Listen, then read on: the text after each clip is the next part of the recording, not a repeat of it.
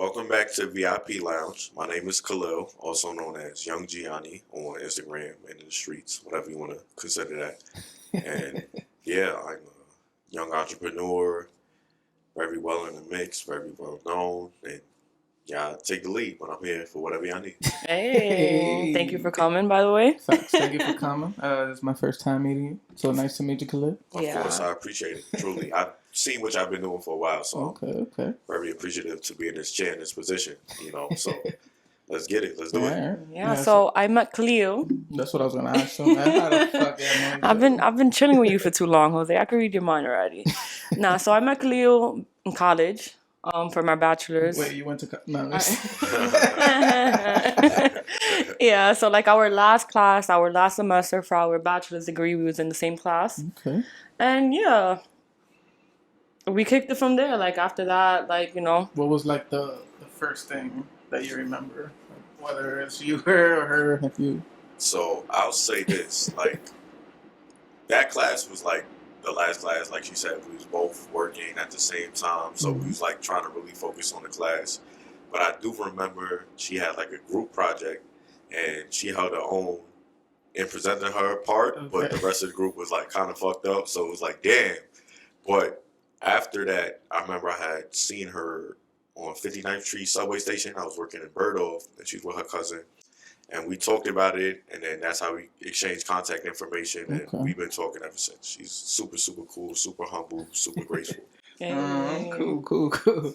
All right, so you now that you didn't, now you could talk like not reading the speech anymore. The teleprompter. No, yeah, I remember one thing I did have wrong, and I told him about it today, and I am so sorry. For some reason, so he used to sit next to this guy in class, and like he said, we would work and go to school, so everything was kind of a blur. I just remember graduating, and yes, I'm out. But I'm glad I kept in contact with you. But I thought he was black. Well, besides that, no, I thought he had a little kid. Well, why? Yeah, no, because the guy next to him had a little kid. So, no, the way, if you really see the way I was positioned in class, I never sit in the back. For some reason, I think I got to that class really late, and the only thing that was available was in the back. So I sat in the back. And he was like maybe 2 desks up. So when the other guy was talking, I thought he was talking. So this whole time, I thought he had a little kid. So today, did he bring the kid to class? No, like, when you introduce yourself, hey, my name is Marielle and I'm 19. I'm going to school for this. Yeah. Okay. Yeah, some people do introduce themselves because we went to night class. So we were there with grandparents, parents, and we were like the only youngins. Like, we've been working. We want to get our degree. We're going to get the hell out. Long story short, like we're talking today before the podcast and we're catching up. And I'm like, oh, so kind of like, how's your daughter? He's like, my daughter. I don't have a kid. I'm like, oh shit. No kids. If I have a kid, I definitely don't know about it, but definitely don't. Hey. What would you do if you find out that you have a kid? Be the best father I could be, because I feel like parenthood is essential, and making or breaking a person. So I'd be the best person I could be. Let's say the child doesn't look like you, or and then I need a DNA test. Yeah, I'm not jacking it. You gotta have a receipt, so it's over. No, and that's another thing which I should have asked myself, because I know you as a person and you're dope as fuck. You're always on top of your shit. You have a lot of stuff going on for yourself. The modeling. You started a podcast, which I am excited to hear about. Yeah. He has a lot of things, the fitness, a lot of things going for yourself. So now that I sit here and I say I thought you had a daughter, it's like you would have been on top of that too. So my apologies for that. You see a lot of things. Worries. I've always feel like people think I got children for some reason. You know what it is? The way we carry ourselves, we're really mature. Right. So, and then for us, So you think I got a kid? No. All of us, for all of us, really, look at it now. We're 27, 28, and we don't have a kid. Right. And it's crazy because people look at you crazy. That we know. Yeah. That we know. But even in having a kid, not having a kid at this age, people will look at you crazy. Like, what are you doing with your life? And it's like, bro, I'm trying to get it together. Right. I'm trying to figure it out. I talk to a lot of the older folks, and they like to say to have your children early. You guys agree? I mean, in the sense of, if you're with the right person, you'll experience life longer with your child. So yeah, but if you're with the wrong person, definitely disagree. And they say to have the kids, like if you're gonna have more than one, have them back to back. Yeah, I definitely That agree with that. I agree with that. Because I don't want like to have a boy and he's 13 and I have another boy and he's like 2 and it's and like they can't even get yeah, he would probably be like a pseudo father and it's like I'd Mm-hmm. rather grow up together so it's not like They could anything play with each biased. other. Yeah. If you're old enough in the game and you can't be there for them, like he has his older brother to look up for him. Exactly. But if And they're whatnot. closer in age, I think they'll be closer as people. But if they're far apart in age, they're not going to understand each other as much. And the world is so twisted. It's like you want them to be closer in age, in a sense. That's understandable. Like me and I think we spoke about that before. Like for females, there is such thing as a timing. Yeah. And for forever now, I want to have kids. And I would rather have them now. So like when I'm at 30, I already went to my second, third child or whatever the case might be. Yeah. 5th, 6th, 7th. Nah, let me stop. But you know what? Like it is all about having the right person, but it's also about I want to have the right person, but I want to be with that right person for a couple of years and get to know that person, get to like travel with that person, get to do different things like I wasn't able to do by myself. Right. Now with that person. And then think about like Building the third in common. Yeah, The denominator, the equation. Let me ask you a question. I'm gonna ask you too. So let's say you're pregnant because you're the female here. When you're giving birth, who are you want? Are you gonna want your mom? But let's say they only allow 2 people. Are you gonna want that besides the dad? Significant other? Can his mom as his mom, or you're gonna buy like your sister or your aunt or your grandma? No, you know what I'm saying? You see, I didn't think about that. I'm big with family. I'm big with like my significant other's family. I want to be really close to them. I want that will be my family. So yeah, I would want the mother-in-law to experience that whole thing because besides the significant other, yes. No, yeah. So I was gonna ask you, how would you feel like if your significant other, your partner, wasn't cool with having your mom, since obviously you can't have the baby? Like, I mean, she doesn't. If my mother can't be there, I probably wouldn't be too bent out of shape, honestly, because she's the one going through all the pain and giving the birth. So whoever she wants there, as long as they pull their weight and they're on time and do everything they need to do, I'm not going to be too bad about it. But do you think you have a say in it? Like if you're like, yo, like I want my mom, and then she's like disagreeing, it's like, yo, like now we're starting to like. Men. No, we're starting to kind of like having disagreements without like it's something simple. Like I feel like the dad should pick a godfather, godmother, and so should the mother.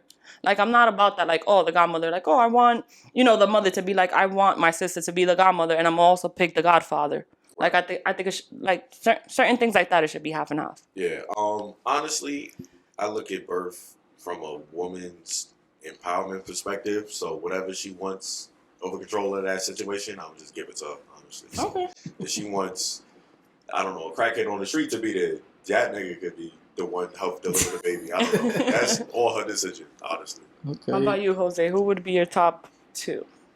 Well, I can't give birth, but No. But if you got to pick, I mean, like obviously you're gonna be there. Maybe her mother, and then I think would you want your mom agree to be with there? him as well. Like I'll let her make all the decisions, but since I'm the guy and that's my mom, I would since I can't have the baby. Oh yeah, just in case I faint, I want my mom there to take care of me. I think that'll be I think that's something cool. Like it's always your mom. Like if you're female, it's always hi me, how this. Like I think it would be cool if my son. It's just different. Yeah.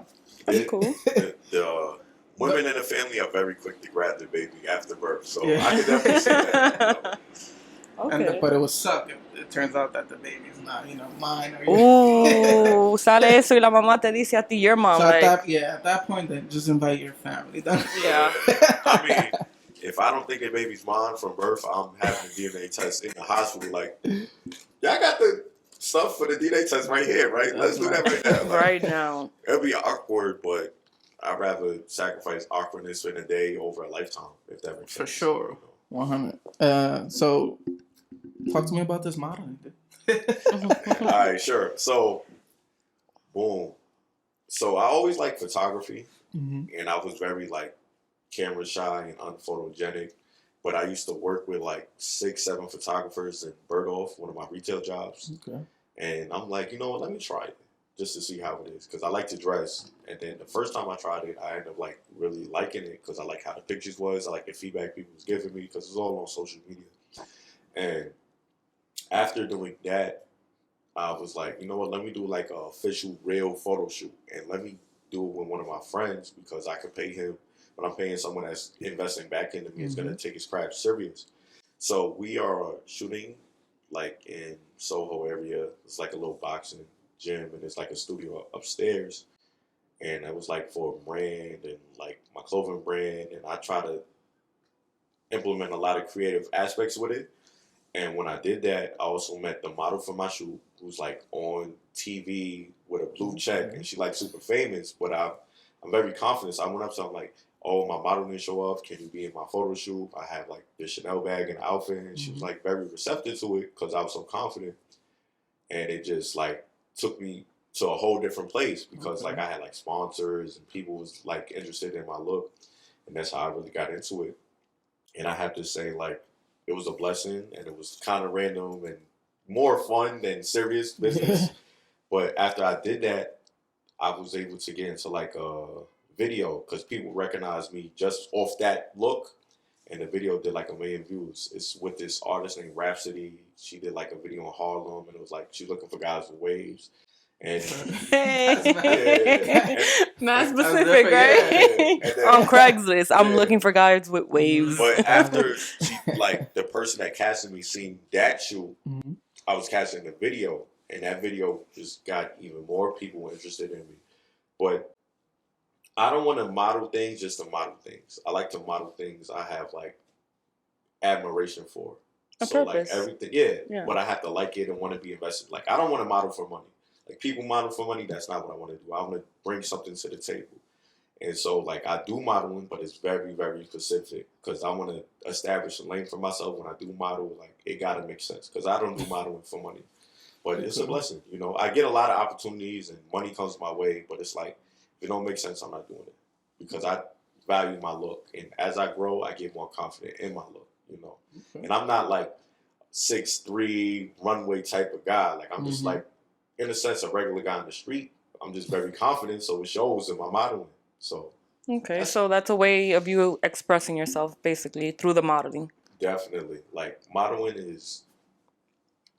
I like doing it because I like to get the feedback and the criticism, and I'm not like the top of the top super famous guy, but I feel like I can walk with them, feel just as confident. We talk to the same women, do the same thing, so it's like. If you got it, why don't I got the juice? Yeah, and I was insecure about my height, but it brought me so much confidence and empowerment in my height. You know, you see like women on social media bash short men or like be like, oh, I can't date a short guy. But it's like, that's not reality. That's just online. But like, if I was born again and God asked me if I wanted to be a different height, I'd stay my height or even go shorter because I love it and I'm empowered by it. So that's why I like modeling in a sense. Okay. Nice. And so you had a, I don't know if you're still doing the podcast, the Back to a Podcast. It was called Back to a Podcast. Yes. Okay. How was that like? I was intrigued by it because it was kind of like us. It was 2 guys and a female. They're gonna say 2 guys. And 2 guys and a girl. So how was that like for you? Well, I saw you guys were recording like in a studio space. So you guys were like the real deal, official. Well, it was bittersweet. It was great in the sense of I got to do it with 2 people I loved and enjoyed their company, and we had to have an open conversation, and it showed in a podcast. Okay. But I didn't like I had to pull all the weight for everybody, and nobody contributed as much as I did. So I enjoyed doing a podcast, but I didn't appreciate doing everything for the podcast in a sense. And I'm going back to podcasting, but I have a whole different mentality and approach. Like I'm doing like interviews. Like I want to interview people and get their perspective, and there's people's in positions and influence.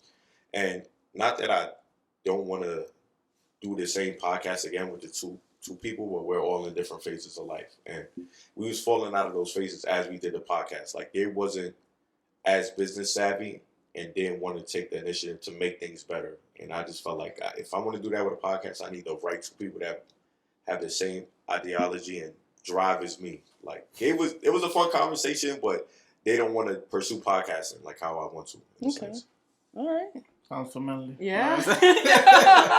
You took the words out of my... Sounds like micamalounge. No, but it's I feel like you get to know, and I'm speaking for micamalounge. Like you get to know those people as you go, and then I don't know. Like for us, it's kind of working pretty good. There's days where like I'm really like down, and Jose pulls me up, and there's times where like I think he underestimates me a little bit, and I come and I just like give him a whole like he doesn't know it was gonna be like set up this way. So like I feel like I have my juice towards a podcast. Take a sip for that. And so does he. So in that aspect, I can see that. I can see that where like you need somebody to like kind of pull you up when you're down, or kind of like level each other. Right. Level each other. What's the science behind job chemistry, essentially? What do you mean, like us being friends, or like the podcast? Oh, the podcast. First the podcast, and then your friendship, because they tied to each other, but it's probably two different. I guess. So the podcast, I was telling you before the show started. I was doing quarantine, so I was thinking in my bed in mi cama, in Spanish, mi cama is bed. Cama. And you know, at first it was 3 of us. It was only down to 2, but those were my niggas. Like, they still my niggas. So I'm like, why not have literally a podcast or have an open discussion with people you love, you enjoy having company with, and we just recorded. And we did. We started recording, and we still here. Yeah. And then as friends, she was a good wingman. Hey. So in high school, she was my wingman. All her friends. Give me that. Yeah. Okay, that's dope. Pretty much. Sometimes it's hard to like me have a female wingman in a sense, because I tend to be successful, and then the friends tell them about all the stuff I went through, so they stop trying to wingman for me. So how was you able to continue to wingman in a sense? Wait a minute, repeat that. Yeah. Like, she like wingman a situation for you. Yeah. You're successful. Like, those women, they go back to her like, this is what happened. Oh, honestly, I'm not sure. I always told her that I'm sure she kept some secrets or said some things about me that, you know, she probably didn't say to my face. Okay. My situations be like, they say all the bad stuff and none of the good stuff. So they'd be like, why you do that to that girl? I'm not going to be a wingman no more, in a sense. Nah, she held her own. She held mine. And yeah, she had a lot of good looking friends. Okay. Some of them were thoughts or whatever. Some of them were trash. You know, it's whatever was in your school. A lot of them were false. Yeah. Like, you're not gonna go to a different school looking for girls. Like you deal whatever you had, and you just made the best of it. Yeah, I went to all boys school, so I had to get them literally off the streets. Like, how was that like? Prison. Really? Prison. Okay. That's how I describe it. Prison. Just around a bunch of men. There wasn't like, oh, let's go to this all-girl school. Yeah, word. We're all boys. Let's go to this all-girl school. We wasn't going because we wasn't around anything, but we had a sister school, and eventually we linked up. But it was like 3 times out of the year. It's not really consistent. Were you in the Bronx or were you like away? I was in the Bronx. Okay. On, the Grand Concourse. Okay. No, I thought it sounded like a little bit like you were like away somewhere where you couldn't escape to like an all-girl school. I would have been in that all-girl school. He said sister school, so it kind of reminded me of the fraternity. La monja. Nah, fraternity, yeah. So you look like the type that you would be. I would never do that. I feel like fraternities are like gangs, and I feel like I'm too smart and lit to like be under somebody. Like, if there was a gang, I would join the gang because I'm not getting beat up to join something. Like, that makes no sense to me. Yeah. Both in fraternities and gangs. Like, I got to get my ass whipped to join them. Yeah, you got to go through all this harassment and shit. Now, just to be cool. I think Jose was in a fraternity. So, do you describe that as like being I was not in a Really? Yo, I got everybody wrong today. What's up with that? I almost joined. They told you to hazing and then stopped you. So, because fraternities have a lot of benefit financially in the future. Yeah, all the networking and stuff. But so my school, I went to Utica College. Shout out to Utica College.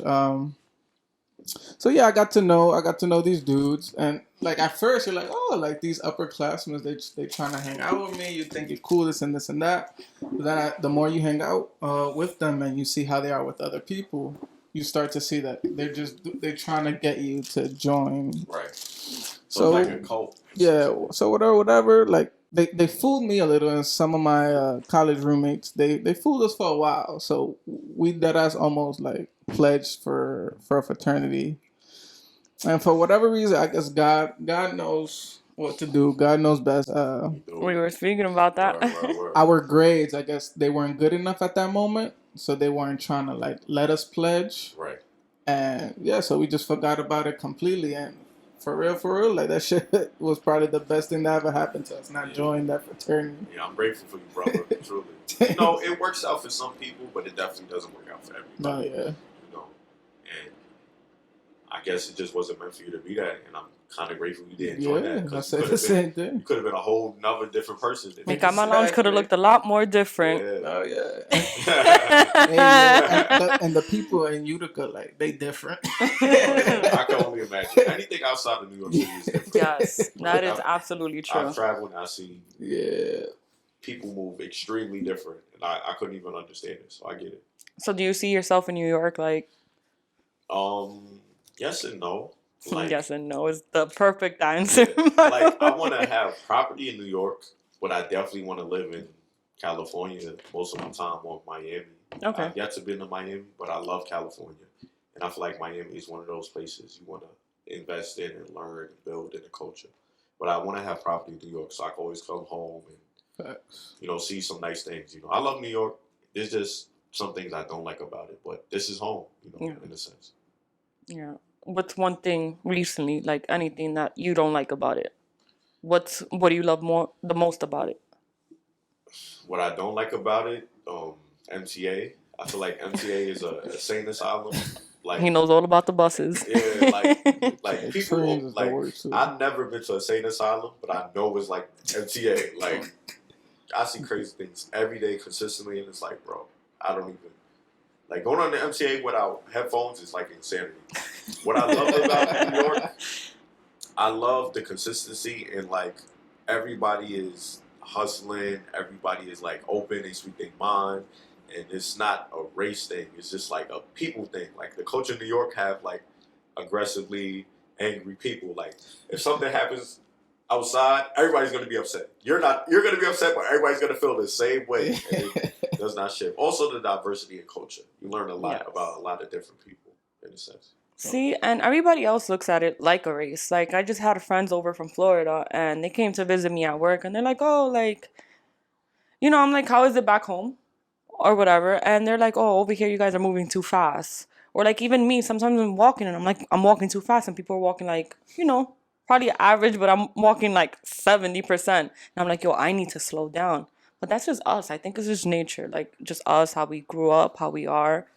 And then for other people, it's just like, y'all living too fast. Like, hello, life is short, move fast. It's so true. I lived in California for 3 months before the pandemic, and everything was super, super, super, super slow. Like, really? I would think it's fast, just like bougie fast. No, it's so slow. Like, the clubs, like, they don't even dance. They just look at people in V.I.P. You can't even talk to nobody about nothing because everybody's just high. Like, what? What you say?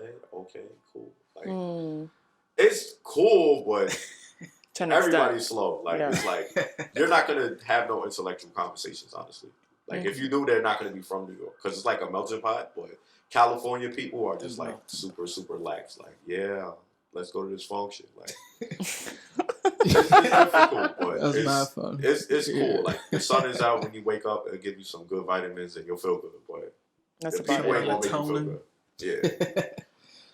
But I was gonna ask you, have you traveled? Like you say, you go to LA since it's the holidays are coming. Have you have you been in LA during the holidays? Like, since it's not snowing or whatever. No, I've only been to LA like during the sunny months, like the 3 months before pandemic, and I was in there like June, July. Okay. But I haven't been like Christmas. Do you like the holidays?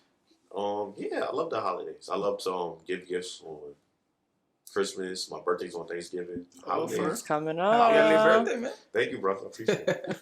Are you doing No Nut November? Yeah, I'm dying, bro. For real? Look, he checked. What day is it? It's November 15th. Is that really a thing? It's really a thing. It's November 15th, and today's been super hard. No way. So, walk me through. First, what made you want to do no nut November? Is it for like a cause? Are you guys like, what the fuck? Tell me just what you've been going through. Just explain your day by day. I got you. So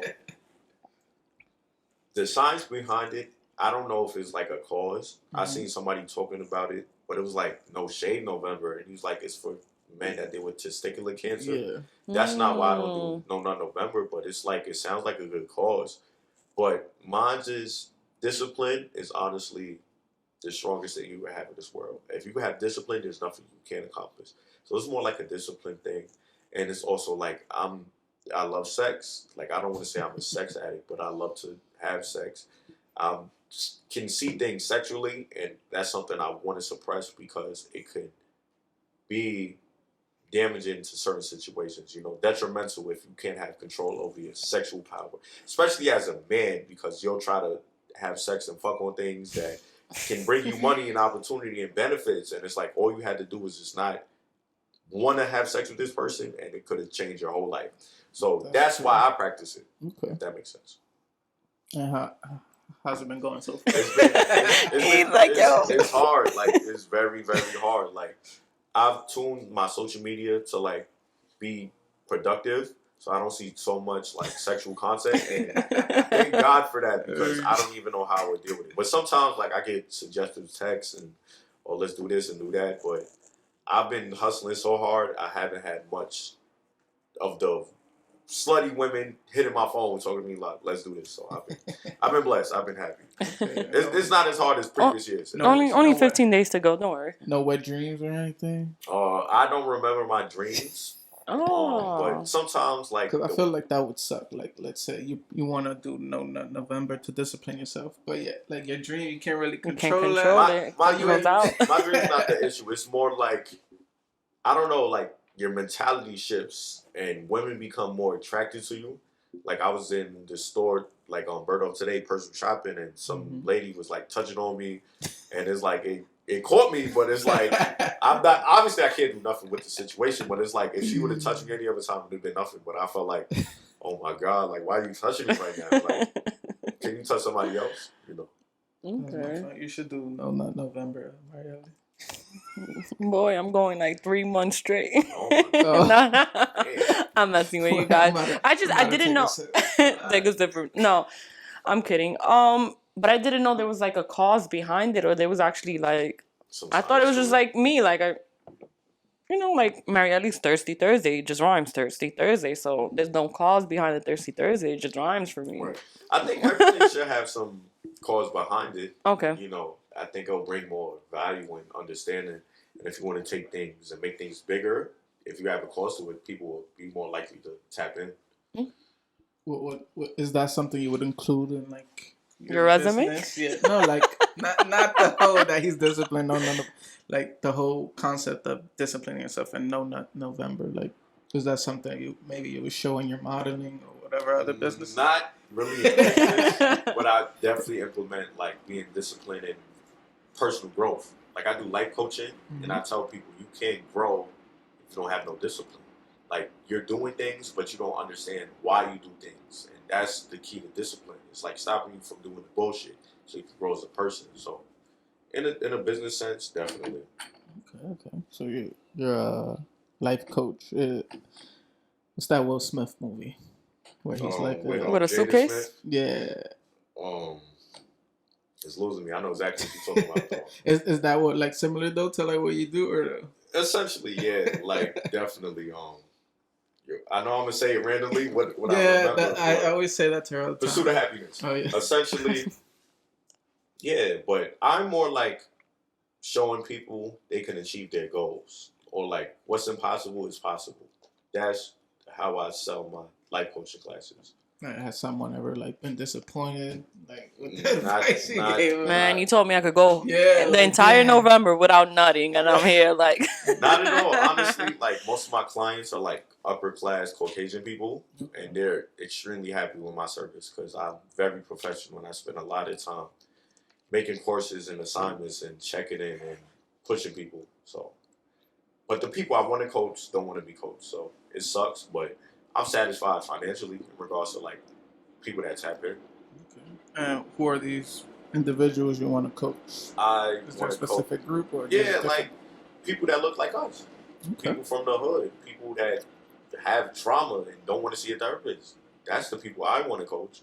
But life coaching is a bizarre concept to them. It's like, why I'm paying someone to talk to me? Like, that's dumb. That's how they look at it, and that's what they tell me. But And in reality, you guys could probably connect more than just like anything else. The conversations I try not to have because it's just ignorant excuses, and it's like, if you don't get it, you don't get it, and it's not for you, and it's fine because I'll get my money somewhere else. If that makes sense. Mm-hmm. Absolutely. Do you do this like in person or remote? I do both. I did a lot remote through Zoom, but I've definitely done personal classes. Okay, and do you feel like you yourself learn things like about yourself when you're like coaching these people? Yeah, definitely. I find myself, I look at things more intelligently and do things better when I give someone else advice, but I can't take my own advice. So I make a lot of mistakes. But when I give advice, it's like a part of my brain is activated that's like the smart brain that makes no mistakes in a sense. Okay. It's good. Learned a lot from college. Or do you feel like you didn't learn anything in college? Is that what you went to school for? I went to school for business. So I make use of my degree, but it's more practical than degree, if that makes sense. Just I learned terminology. Maybe we could get somebody. I'm not gonna point any fingers on some life coach. I mean, if she's open to it, I'm down. First session free. So. You know. Ooh, I want one of those too. Oh yeah, definitely. Good. So I'm gonna be honest. I came in here and I saw you, and I thought you was a rapper. Little baby. Is that messed up of me for thinking that without knowing you? No, because everybody thinks that. So I guess. And you got the voice for it. Like you have the voice of a like podcaster. I mean, you have the like smooth voice and. Yeah, I mean, I rap, but I'm not a rapper. Okay. I feel like the music business is just bad, so I don't want to be a rapper. I love hip hop though, and I can do the art, but it just don't make sense to me. But I would if I could, because it looks fun, but I wouldn't do it for money, if that makes sense. Okay, I forgot what you said. You say your street name, your nickname, Younggianni. So how? Explain that to me. How did that come about? Okay, so my first retail job, I used to work with this brother named Joaquin, and he like taught me about like the ism. Joaquin. Yeah. The ism was essentially like not pimping, but like understanding how to talk to women and talk to people. And I used to wear this Versace belt, and it was like my first big purchase I ever made in my life. And I used to wear it, and he used to always call me Young Versace, Young Versace. Like, no, you're not Young Versace, Younggianni, and stuff. And then I've been with it ever since. Do you still have that belt today? I have the same belt, but it's like I lost one and I got a new one, but it's the same belt. So in a sense, yes, but no. Yeah. You know, talking about that, it reminds me like how did something about Marielle come to be? So my first and it was around the time where we met each other. I was bartending at this place, and I met this psychotherapist, which I thought it was just like a therapist. I didn't know there was like psychotherapists, you know, like different type of therapists. Right. Long story short, she was. No, she was a therapist for like psycho people. Or well, she was that's psycho. I was confused. Yo, I was about to ask the same thing. A little bit of both. But I'm like, if she's a therapist, she kind of got to. No, a little bit of both. But we ended up like bonding, really like chilled, and she might have been a little psycho. No, but Okay. like long story short, I was going through my shit, and she was like, Marielle, you have to realize like there's something about you. She's like, you ever seen the movie Something About Mary? And I'm like, no, like I've never watched it before. We kept on hanging out. Like it was like, in a way, free therapy without me asking. And then just like realizing how like these people are just like normal, and you can have therapy with everything, with friends, with us doing a podcast, with me just like rekindling with you and just seeing you after like years. Long story short, we see Something About Mary together. Life happens. We stop talking. And then over the years, I was like, yo, there's really something like about me. There's really something about me. There's really something about me. And it was something about Marielle. And then it just stuck. Now I ask him how he got the. I play video games, so I just like moaning randomly. Oh yeah. Definitely, I love fucking with people. Yeah. Xbox Call of Duty lobby vibes. Exactly. Okay. I thought you heard like Nah, that's cool funny. story to Yeah, it. moaning is funny. That's funny. I don't moan, but I'll do like a Meek Mill scream randomly. People always laugh. They're like, ah! It's always funny. Yeah, just random stupid shit just catches them off guard. Like, what the fuck is going on? Yeah. It's an icebreaker too. Is it? Yeah. I guess. If they're like you, because you got like whack people or lame people. I got white people. No, I'm saying. Oh, I'm like, damn. I mean, I don't know. You probably got a name of white people too. Can I ask you about your beard? My beard, yes. Go ahead. Is that like a purpose behind it, or you just going out your picture with it? I was just, He's waiting till we get to 300 subscribers so he can shave it off. during the pandemic, obviously, there weren't any barbers around, and then it grew a lengthy length, so I just trimmed the sides. I wanted a new look. I never really did like just this, and yeah. I do like it. It's all right. I said when I like get in shape, then I'll like shave it off. Gotcha. Not completely, But, I kind of like having my beard like that, but the shit is like be getting into shit like it'd be kind of too much for me if that makes sense. Okay. But The maintenance. Yeah, the maintenance is crazy. You were talking about your waves, right? And how they went on Craigslist and they found you. Right. No, yeah. So what? Do you wear like a whole like? Cause me, I'm supposed to be like sleeping with like a Satan like cover and this and that. Like, do you properly take care of it, or you just like fuck it and it just comes through? In an extent, like I use like good hair products. Like before I go to the barbershop, I'll put shampoo in my shit, but that's like once a week. And I wear a wave cap occasionally, not like consistently. But there's not a lot of upkeep and maintenance, but very little, like 10%. Okay. That's still a lot. Enough, yeah. Just enough. And your maintenance? What's your maintenance like? It's just there. You actually did your hair recently, right? Yeah. Did you put in like a tubie? The tube, whatever. When I come out the salon, I put in the tubie just cause I come back home and I wanna do the whole like showering and then like feeling myself and then letting it go, cause letting out the tubie go. Cause when I was younger, right, I used to be so excited to go to a salon and I would go get my hair done, look beautiful, and then like we'll walk up 2 blocks to go back home, and in those 2 blocks, the humidity would just have my hair like this. And I'm like, I want my hair exactly the way it was when I came out the salon. So now I've learned to do the tubie.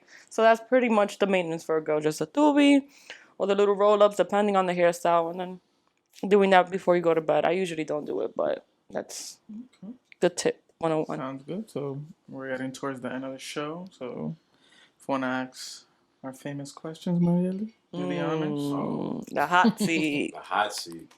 He's taking a sip for that. Yeah, take a sip for that. You're going to need it. When was the last time you did something for the first time? That is a good question because I do a lot of spontaneous wild shit consistently, so I don't know. Okay. Do you have like categories? Because if I think about it, that's you to just decide. say the last one. What was the last one you did? Last spontaneous random show you did for the first time. What you did? Went to inventory super drunk. Okay. It was like a tedious job. We got to count everything, and I'm hammered like a motherfucker. You get in trouble, or you Not that I know of. I doubt it. You think you miscounted, or you? No, I have no point. Okay. But definitely, one of my coworkers called out, so they're probably looking at him, and whatever I did wasn't that important. So I think I'll be fine. Okay. When was the last time you changed your toothbrush? My toothbrush. Yeah. 2 months. I have an electric toothbrush. Okay. And you have to buy like 2 different toothbrushes. So like if the bristles get fucked up, I can switch it out. So 2 months. That's cool. Okay. Next one. Do you wipe from front to back or back to front? And when I mean from front to back, like you're lifting up and then you're wiping, or you're just from back? I just take the tissue with me. So I guess, what's that motion? Whatever that motion. He's swiping. All right. So you swipe. Yeah. All right. Do you know what the abbreviation AM and PM stand for? AM and PM? Yes. I feel like I do, but it's not in my head right now. What is it? I'll tell you after the show, so they won't know. I got you. And I'm gonna add a new question. How often do you change your face mask? Ooh. Or do you even wear one at all? I mean, I'm vaccinated because of work, but they have like this little thing in front of my store with like a box of face masks for the customers, and I take a new one every single day. So like every day, I got a new face mask. Cool. Okay, one of the That's an disposable important ones or question. one of like the kind good ones? Disposable. Okay. If it was kind, I'd probably keep it for like a week, then get rid of it. Like the other day, I went to the train, and they actually, I didn't know they have like the cotton mask for free. Like they'll give it to you immediately, yeah. So Damn, what station it is? Yeah, at the booth. So I was pretty excited about that. Damn, yeah, let me know the station. Like if you want to stock up on masks, resell them shits. Yeah. I ain't gonna lie, that was the easiest hot seat questions ever in life. Like that was super easy. Right. Cool. Where can inspiring supermodels or models, whatever, find you? Well, my Instagram is Younggianni, YOUNGGIANNI.